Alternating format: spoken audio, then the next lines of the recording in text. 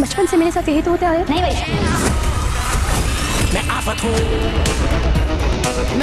देखिए आफत। Hello friends, मेरा नाम है शमशेर सौदी, आप देख रहे हैं मेरा चैनल। अस्सलाम वालेकुम दोस्तों, और आज हम बात करेंगे ड्रामा सीरियल आफत की 14वीं किस्त की टीजर के बारे में। दोस्तों आखिरकार हमारी प्यारी सी वरीशा जब हमारे प्यारे से वहाज और हमारी प्यारी से शिफा को देखती है तो पागल हो जाती है, लेकिन जब वो देखती है हमजा और सारा लाल को तो साइको हो जाती है। और साइको होती है तो किसी की मतलब कि सुध-बुध उसको नहीं रहती। उसको तो ये भी नहीं पता था कि वो तो शिफा के साथ यहाँ पर शॉपिंग पे आई है, और बस बगैर कुछ सोचे बगैर कुछ समझे उसके पीछे पीछे चल दी। और आखिरकार एक गरीब इंसान, और कर ही कह सकते हैं, जिसके पास ना पैसा है, ना पावर है, ना दौलत है, ना शोहरत है, वो क्या कर सकते हैं? वो कुछ भी नहीं कर सकता सिवाय अपना दिल चलाने के। दूर से देखकर सारा और हमजा को दिल चला रही थी। शायद उसको ऐसा लग रहा था कि इनका सर फोड़ दूं, इनकी जान ले लूं, लेकिन कैसे ले सकती है? आखिरकार थक हार के वो चली गई अपनी माँ के घर अपना गम गिला करने के लिए। लेकिन माँ भी बड़ी ज़्यादा टेंशन में थी, क्योंकि माँ के यहाँ फ़ोन आ चुका था शायद वहाज का, और वहाज ने यही कहा होगा कि आपकी बेटी फिर गुम गई। और बस ये बात होती है कि माँ कहती है कि तुम ऐसा क्यों करते हो, तुम्हें किसी की परवाह क्यों नहीं रहती? लेकिन माँ को अपनी प्यारी सी बेटी आईना दिखाती हुई कहती हुई कि आप भी तो ऐसा ही करती थी, आप भी तो मनमानी करती थी, आपने तो किसी का नहीं सोचा, फिर मेरे टाइम पर आपको क्यों सब कुछ याद आ रहा है? और बस ये बात होती है कि माँ कहती है कि हम इसका क्या करें। और वही बात है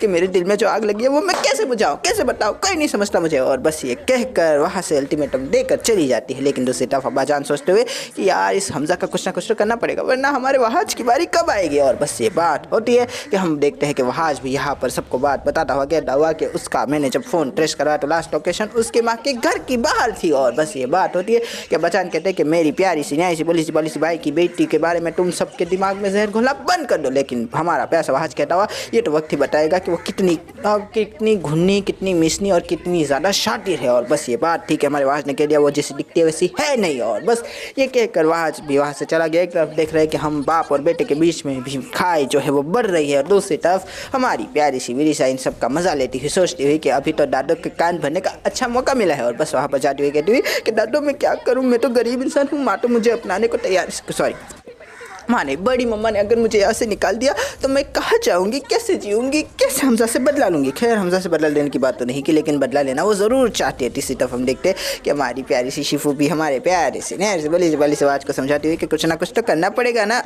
और बस इसी के साथ जो है ड्रामा ख़त्म हो गया। हमारी प्यारी सी विरिशा दादी के जो है कान भरती हुई वहाज उसके ऊपर नजर सियानी करता हुआ, और शिफा उसके लिए दिल में एक नरम गुस्सा और भी ज़्यादा मतलब कि बढ़ता हुआ। लेकिन अब क्या होगा, कैसे होगा, ये भी दिखने वाली बात होगी। आगे क्या होगा, कैसे गुल खिलाएगी हमारी प्यारी सी वरीशा, ये भी दिखने वाली बात होगी। तब तक के लिए खुदा हाफिज़, थैंक यू, फिर मिलेंगे, थैंक यू।